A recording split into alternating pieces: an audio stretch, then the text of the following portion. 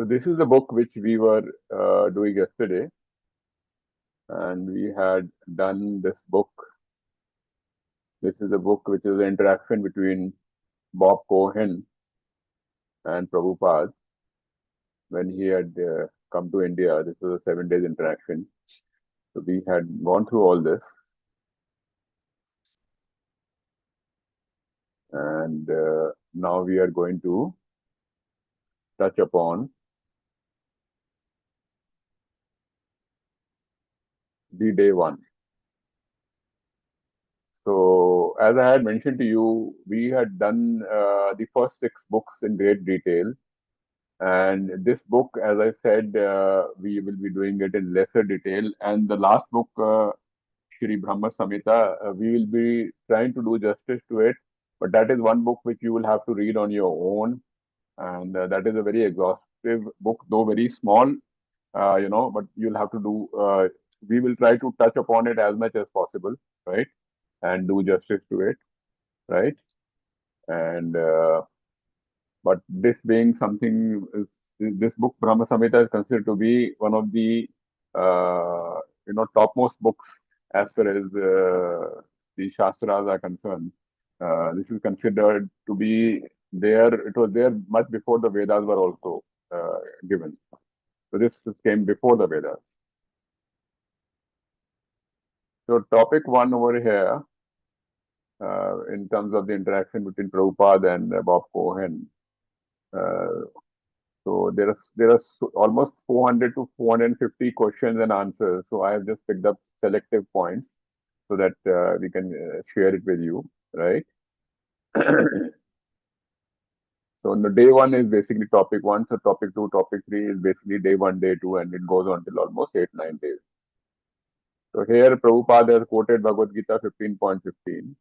Says that if you don't speak, I'm sorry, this thing we like to say, Hare Krishna, Krishna Krishna, Hare Hare, Hare Ram, Ram Ram, Hare Hare. I'll request you and invite you also to please chant Hare Krishna, Krishna Krishna, Hare Hare, Hare Ram, Ram Ram, Hare. We are very thankful to our founder Acharya, A.C. Bhaktivedanta Swami Prabhupada, for having given us the direction, given us the wisdom, given us the books through which we have been able to, be guided. This entire parampara, which has been going on since ages. We are very thankful to him. A little prayer we'll do.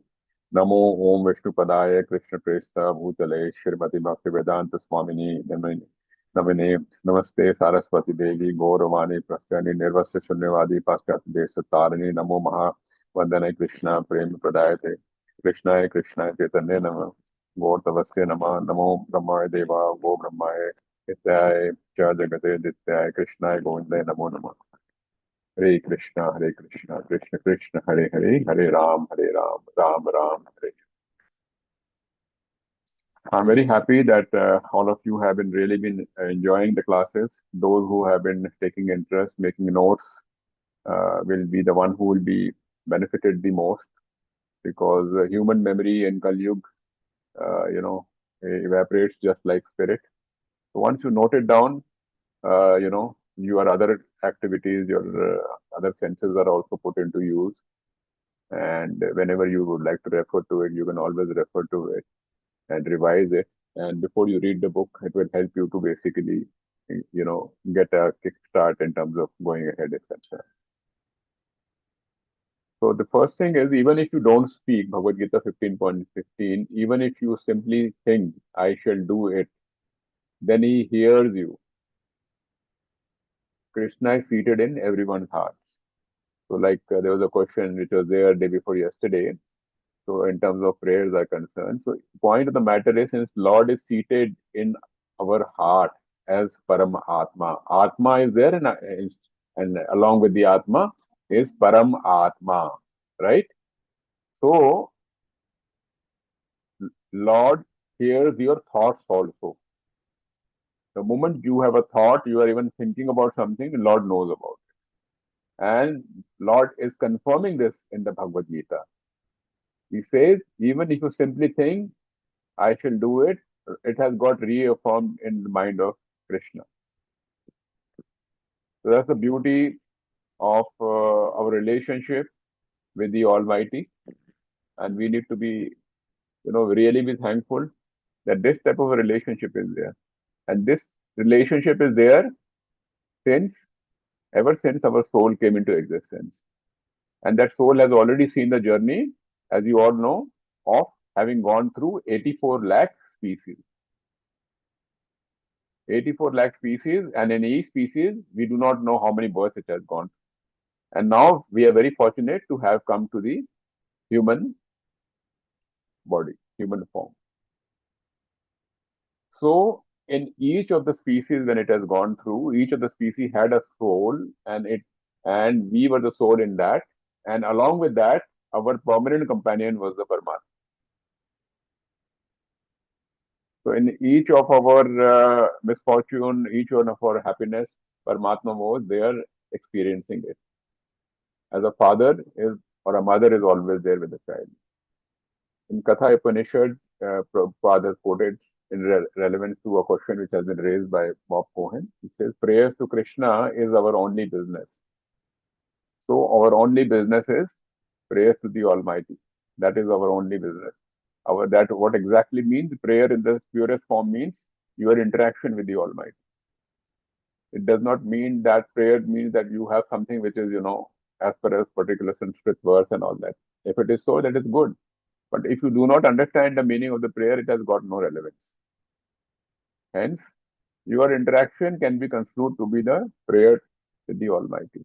And with due practice, you start to get responses also from the Almighty. And then it becomes a two-way communication. Topic 2, Prabhupada was replying to some questions from Bob Cohen, and one of the points which we had mentioned was austerities are required for permanent happiness. Austerities means basically austerity from the material world. The more we put austerities, more we are into spiritual consciousness, right? And the more we are into spiritual consciousness, the physical matter stops to bother us less. So this is where it is. So Prabhupada has said, take austerities as one of the ways for permanent happiness. So, as I was telling you, this material world and the real world, which is the spiritual world, is a perverted image. It is opposite.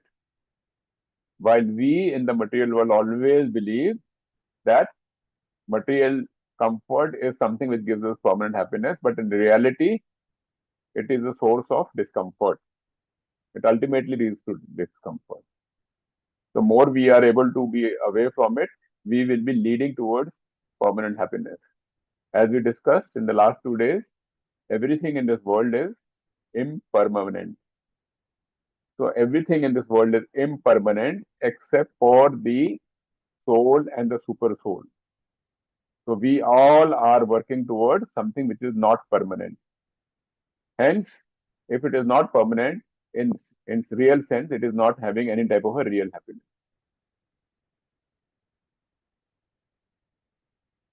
So, Prabhupada in one of the questions had talked about that we need to develop a spiritual body. And we have discussed in great detail yesterday and day before what spiritual body means. Spiritual body is spiritual consciousness. Spiritual body is spiritual consciousness and Krishna consciousness. We discussed the entire method of how we need to spiritualize. And I had given you an example, basically, whereby just like iron is iron, and once the iron is put into fire, it no more remains as iron, it becomes fire. Likewise, we need to transform ourselves by awakening our spirituality, by awakening our soul, basically being more realized about the fact that we are not the body, our actual identity is our soul. When you desire to gratify your senses, that is material life. And when you desire to serve God, that is spiritual life.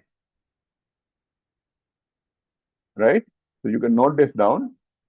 When you desire to gratify your senses, Lord has nothing to do with it. And when you desire to serve Almighty with the same material things also, so when you dovetail all your material activities, when you dovetail all your material activities in the service of the Lord, that is spiritual life. A devotee is one who is always pleasing Krishna. He has no other business. That is a devotee. So he may be working in an organization. He may be, he may be a soldier. He may be a pilot. He may be a businessman. That has got no relevance. So side by side, he can continue to be a devotee because whatever he is doing, he is always remembering Krishna, and he is always doing it for the pleasure of the Almighty. So we have discussed this in great detail and reflecting for the benefit of some people who may have joined today. So dovetailing all your activities for the pleasure of the Almighty. You may be doing something which is for the nation. Say, let's say you are going for a war and you are a pilot. But the moment you get into the cockpit, you say, Lord, I am fighting for the truth. I am fighting for you. Hence, I am doing it for as a service to you. And then you are basically the soldier of the Almighty. That is our devotee. Just like Arjuna was on the battlefront fighting for Krishna, he was fighting for the truth. Though Krishna could have killed the other side just by a twitch of his fingers. He could have easily done that. But this is what is we are entitled to do. We are entitled to do our karma also. The whole human life is meant for purification. So, purification, the shortcut to purification is love for the Almighty. So, we have to purify ourselves by having each and every activity during our day and during our night attached to Krishna as an offering to him. And slowly, slowly, our love to him increases and hence the purification process increases. Our devotee business is to please Krishna. He has no other business. And as we were discussing yesterday, the moment you are in the books of Krishna, that is the highest achievement. As of now, we are trying to have Krishna in our books because we are missing him out for the last millions and lakhs of life forms which we have led. The idea is we have to love him so much that ultimately we are in his books. Krishna means his name, his form, his abode, his pastimes and everything. So Prabhupada is telling to Bob Cohen that Krishna is not a Krishna in his form itself. Krishna is Krishna in the deity form in the temple. Krishna is Krishna as we talk. Krishna is Krishna in Bhagavad Gita. Krishna is Krishna in Krishna Katha. Krishna is in this class itself. Krishna is in all living and non-living, in all moving and all static. Krishna is there, as we discussed, in the form of Bhagavan, in his individual form in Golok Vrindavan. He is along with our soul, that is, with our Atma, he is Paramatma. Right? And he is in each and every atom everywhere as Brahman, universe and millions of universe.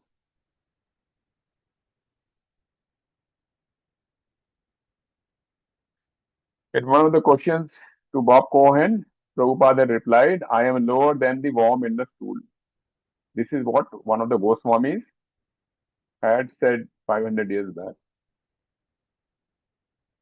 In fact, the context was this. One of the Goswamis had said that I would prefer to be born in Vrindavan even if I have to be a stool. I have to be a insect in the stool. I have to be a worm in the stool. So that is the sacredness and the importance which has been given to Vrindavan Dham. So when we go to Vrindavan Dham, as we discussed, It is a totally spiritual realm. People who are not in a spiritual frequency are not in a position to see it.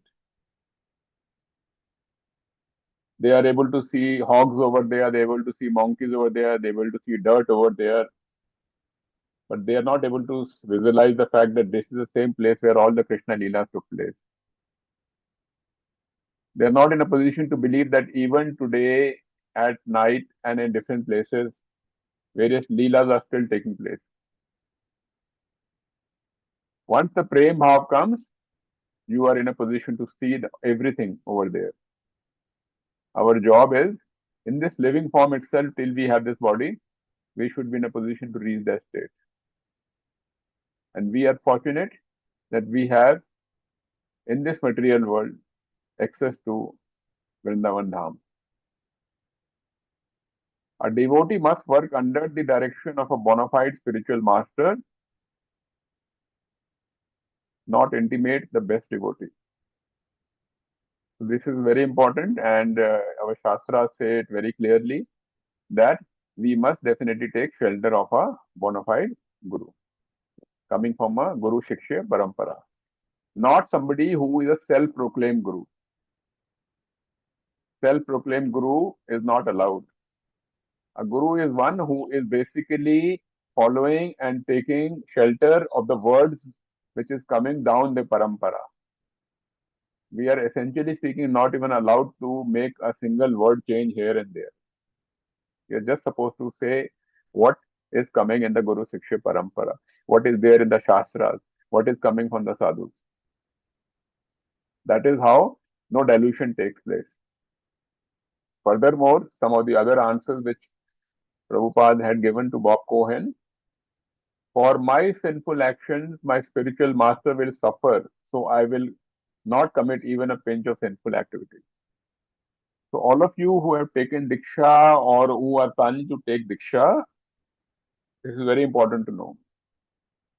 When the Guru Maharaj gives you Diksha, he is basically in a way telling you that he has bought a ticket for you for Golok Vrindavan. That is, he has ticket for Vaikunt Dham, where the Almighty resides, from where there is no rebirth taking place. So, this is what the responsibility your Guru Maharaj is taking place once he is giving you Diksha. However, it's a two-way thing. If you commit any sins or any mistakes, since your Guru Maharaj has taken responsibility for you, he will have to suffer for it. So, this is a very, very serious business. When the spiritual master is in suffering, Krishna saves him. Krishna thinks, oh, he has taken so much responsibility for delivering a fallen person. This is a reply to one of the questions which Bob Cohen had asked, it is a very unfair deal in case that is the case vis-a-vis a Guru is concerned. So Prabhupada tells him that the scripture says like this, that the Guru has to face the problems and suffer. However, Krishna is very kind and Krishna understands that it is not the fault of the Guru. But essentially speaking, we do not have to take that for granted. That is a prerogative of Krishna. This is Mukund Upanishad 1.3, which we had discussed yesterday in one of the books. Is a very, very important thing, and I will repeat it again. Because if we understand this, there is nothing more to know. And to one of the questions of Bob Cohen, Prabhupada said this. If you know this, there is nothing more to know. You need to internalize this. Krishna is the enjoyer. We are not the enjoyer. Trump is not the enjoyer. Modi is not the enjoyer. Nobody is the enjoyer. Krishna is the enjoyer. I am not the enjoyer. Krishna is the proprietor. Krishna is the owner. The President of India is not the owner of the armed forces.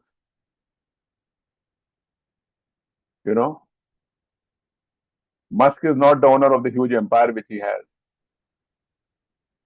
Likewise, Dhirubhai Ambani or his sons are not the owners or the proprietors of the Ambani empire. Krishna is the proprietor. Krishna is the owner. Because they are here only for a minuscule time and then they will go. Krishna is the friend. If you know these three things, Krishna is the enjoyer, Krishna is the proprietor, and Krishna is the friend, there is nothing else to know. Because if people really know this true knowledge, there will be no fights, as we discussed yesterday. But we are conditioned souls, we are not given this information in our education system. And we are given material education, which is temporary, false, and of no use. This is the true information. This is what is there. If you know this much, this is more than sufficient to graduate from bodily consciousness to soul consciousness. And soul consciousness means getting into the spiritual plane.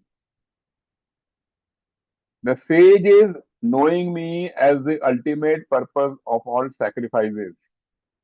And austerity is coming in Bhagavad Gita 5.29. Lord Krishna is saying this. The sage is knowing me as the ultimate purpose of all sacrifices and austerities, the supreme lord of all planets and demigods, and the benefactor and well-wishers of all living entities attain peace from the pangs of material misery.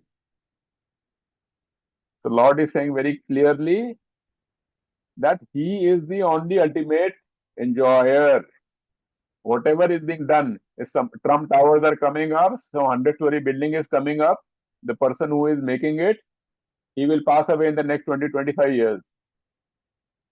The entire nation will evaporate in the next 200 years, 300 years, because all histories keep on changing. So everything is basically ultimate purpose should be as an offering to the Lord, because He is the only proprietor. We are just whips. Brahma Samhita, it comes very clearly. I'd like to share with you. Approximately 9 billion years is the life of one Brahma, right? And when Mahavishnu, when he inhales, it is 4.5 billion years. When he exhales, it is 4.5 billion years. So one inhalation and one exhalation, one Brahma is finished. So you can imagine what we are and where we are and what is our insignificance. But Lord is so kind that He is sitting with us in our heart. That is the love. And He is always there permanently.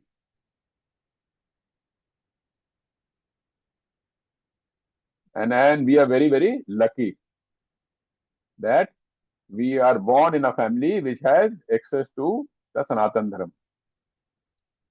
Then Prabhupada talks about various other things. I've tried to categorize them. 100 pages book, I've tried to categorize them in a couple of pages of slides, all with the mercy of Krishna and Guru Maharaj. I'm just acting as a postman. Krishna, the all attractive. Prabhupada is saying everything is God, but not God also. So this is a fundamental principle. While Almighty is there everywhere in every atom also, at the same time, He is different from it, because He has deputed the material energies with Prakriti. He has deputed it and He stays away from it. While He is into karma, at the same time He remains into akarma. He has created the entire organization structure of all gods and goddesses and gurus across millions and millions of universes. So He is simultaneously positive and simultaneously negative. Achintan Bheg. What does it mean? Means anything which is negative, which we feel is also coming actually directly or indirectly from the Almighty only. As He says, I am the cause of all causes. But when it comes in pure form.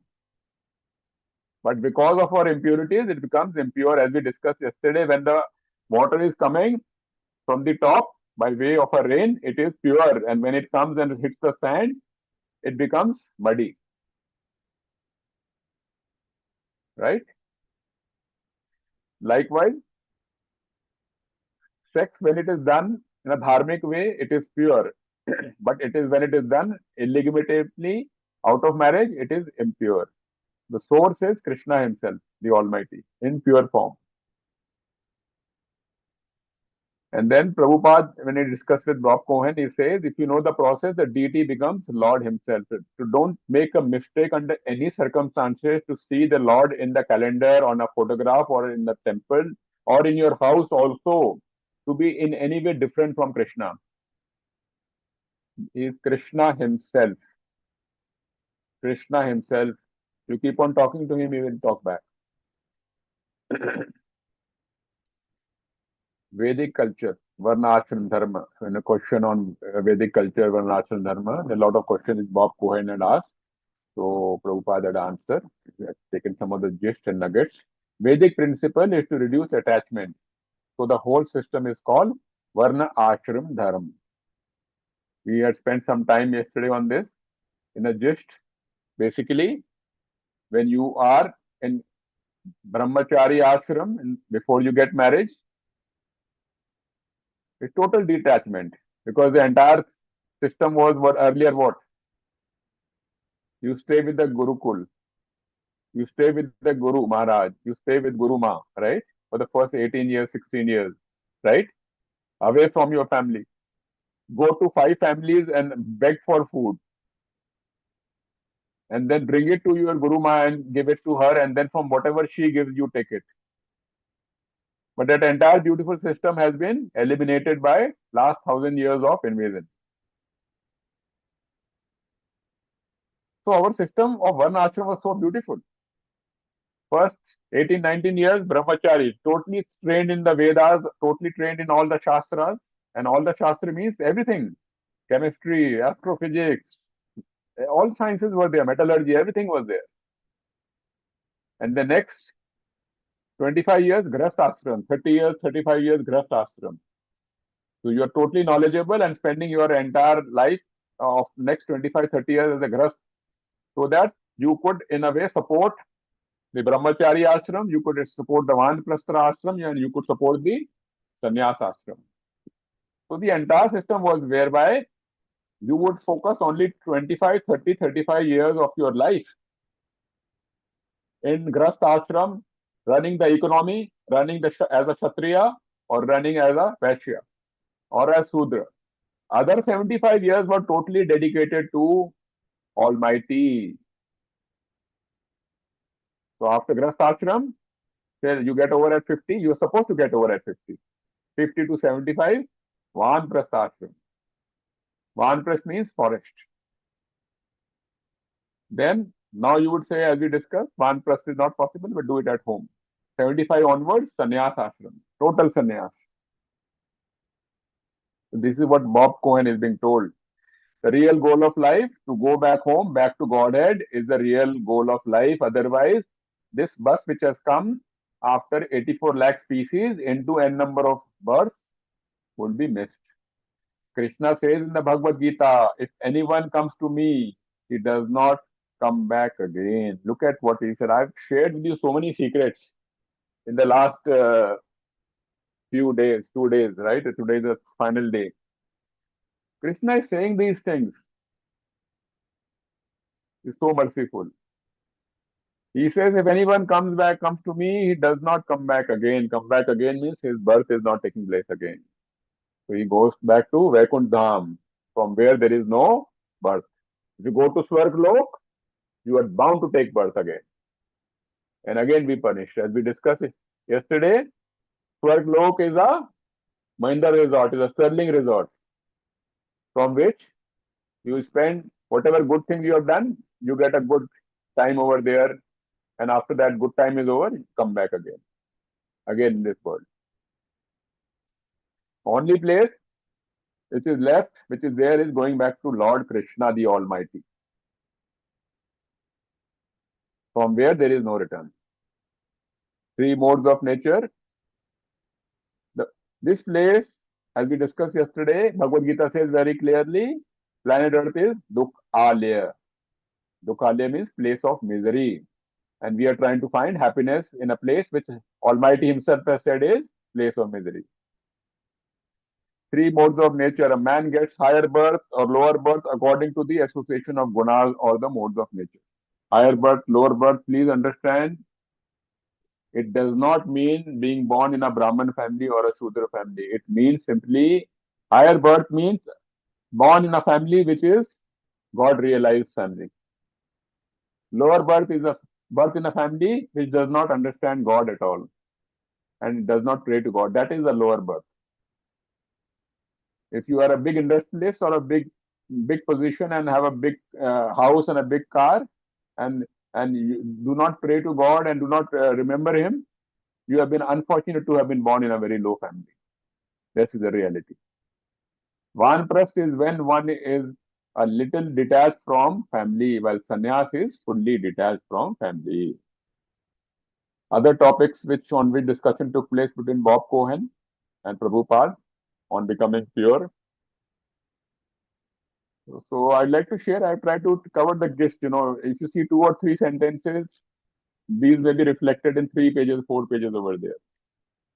Becoming pure, you can improve welfare of others, then own life is success. So here it is important to understand, as we discussed, this is always in the mode of goodness. But unless and until you do good for others, by taking Krishna into the picture, it is not actual goodness, it will become a liability to you, as we discussed in detail yesterday. You say, I made a hospital, I made anath ashram, ye wo. As long as that I is there, you will go to Swarg and then again be coming back to earth. So actually, you do not become pure. Pure is once you get beyond the mode of goodness. If you become Krishna consciousness, you will feel happy always. As of now, our happiness is what? I've achieved something and I feel happy. After 10 minutes or after the party, I'm back into the same soup. Following regulative principles for 6 months, Prabhupada tells Bob Cohen, Bob Cohen says, how can I get into the line? How can I start? So he says, you follow the 4 regulative principles. No illicit sex, right? No gambling, right? And all the 4 regulative principles you follow, right? No meat eating, right?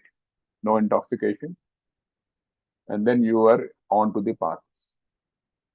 And do the chanting process of Hare Krishna Maha Mantra. 16 rounds on a daily basis.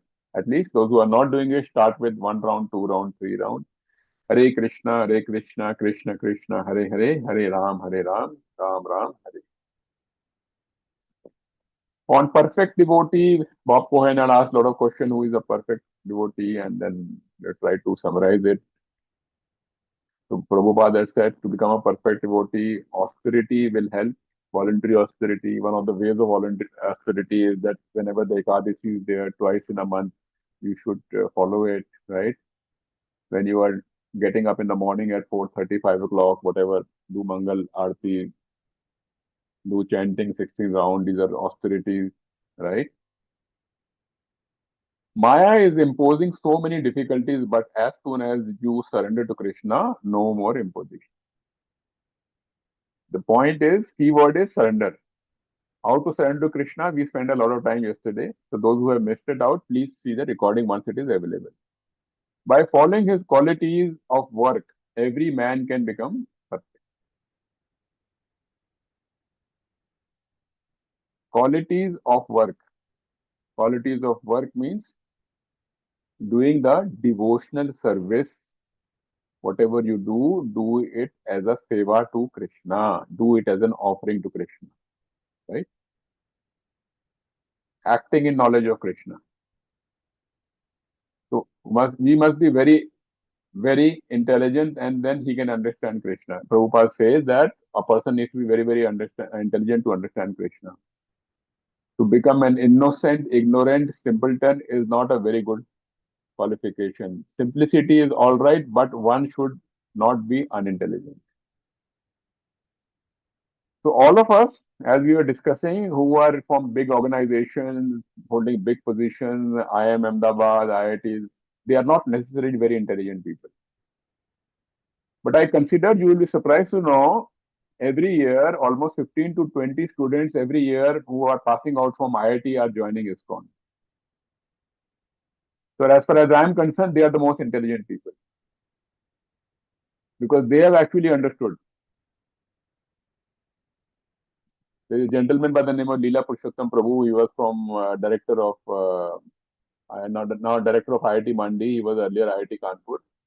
In the last 30 years, I would presume that through him and with the mercy of Krishna and Prabhupada, I think almost 500 students from IIT have joined ISKCON full time, and almost 30% of them have joined as monks.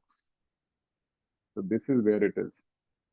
So these are the real intelligent people because they know this bus has come after so many lifetimes. One makes his advancement in Krishna consciousness by voluntarily giving up his attachment to material nature or Maya. Appreciate what transcendental knowledge is. It is spiritual knowledge. If you get knowledge, automatically tapasya will follow, and then you make your advancement in spiritual life, as we discussed. So once you have got spiritual knowledge, then automatically austerity will follow, and you will automatically make advancement in spiritual.